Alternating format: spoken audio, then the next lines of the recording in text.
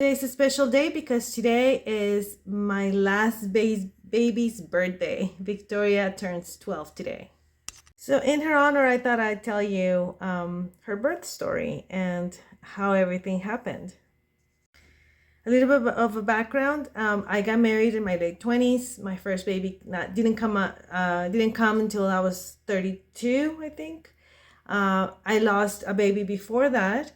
My second baby didn't come until I was about 35, losing a baby in between. So I had a really hard time with Adrian, with my middle one, to get pregnant again, losing another one, like I said. And so I really thought I was done with Adrian. I thought there was something wrong with my body and I would never get pregnant again. Well, was I wrong?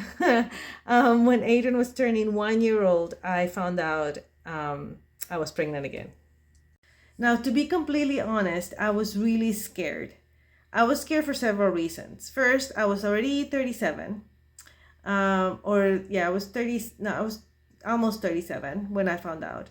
I had a C-section with Adrian.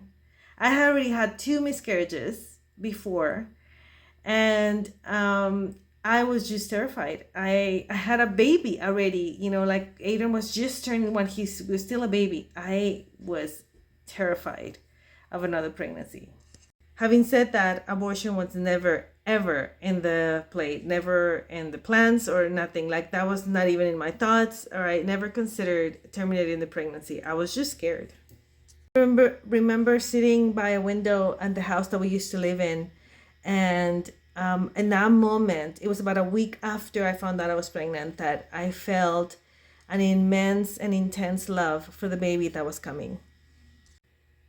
The pregnancy went really well, except for some mishaps that I had. Nothing to do with the pregnancy itself. Like I didn't have any complications with the pregnancy itself, but I did have some other stuff going on.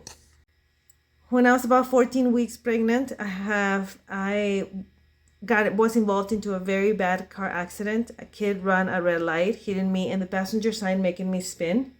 The airbag exploded on my face, and I had the seat belt on, so it bruised me all over. It was a really serious accident. The car was completely totaled. Adrian was behind me, and he was in his car seat, and nothing happened to him except that he was jiggled by the impact, so he was hurting as well.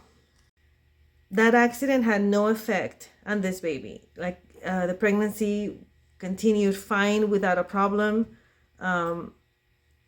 I was all banged up and bruised. I remember my face since the airbag exploded in my face, because I'm short enough that it just went in my face instead of my chest. I had bruised my face pretty bad. When I was in the 30 or 31 week of pregnancy, I fell down the stairs. Adrian was playing downstairs. We had a 2-story house, and Adrian was playing downstairs, and he fell, and I heard, and my instinct was to run to him. And as I was running down the stairs, I fell, and I fell on my butt. It was pretty bad too. It hurt pretty bad. And again, nothing happened to the baby. During my last week of pregnancy, I had the flu. I was really sick and miserable. Again, none of those things affected the baby at all. So I knew I was having a girl. I found out at 6 months of pregnancy that a girl was coming. So I decided to name her Victoria, because even though she was not in my plans, she was in God's plans. I had that accident, nothing happened to her. I had that fall down the stairs, and I had flu and everything, and nothing happened to her. And I really think it's a great victory for her to be here. She was born in a day like today around 2 in the afternoon in Los Alamitos, California. And she weighed 7 pounds. I don't remember. 7, 8, I think. She was the smallest of my babies, because my first one was 9 pounds and the second one was 8, like 8.5 or something like that.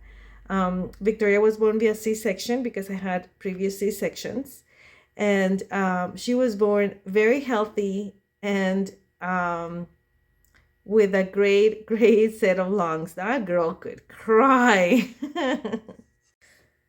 She is very creative. She is very talkative. She's a very happy child. She, out of the three, she's the only one that has written on the walls because she feels that is an empty canvas and needs to be decorated. She played with cars when she was little instead of dolls, and she just loves life. You know, she loves to be here. And here's the thing. Yes, she was not in my plans. She was not a planned baby at all. But I tell her every day, I am so glad, Victoria, that you are here. Even though you were not in my plans, you were in God's plans, and God always, always knows better. And He knew I needed you, and I love you. And every day and every opportunity I get, I tell her how much she is loved, how much she is amazing, how amazing she is, I should say. And how happy she makes me, how happy she makes her brothers, and how happy she made her dad. My husband loved Victoria. He was completely in love with his little girl, and his little princess. That's the way he'll call her.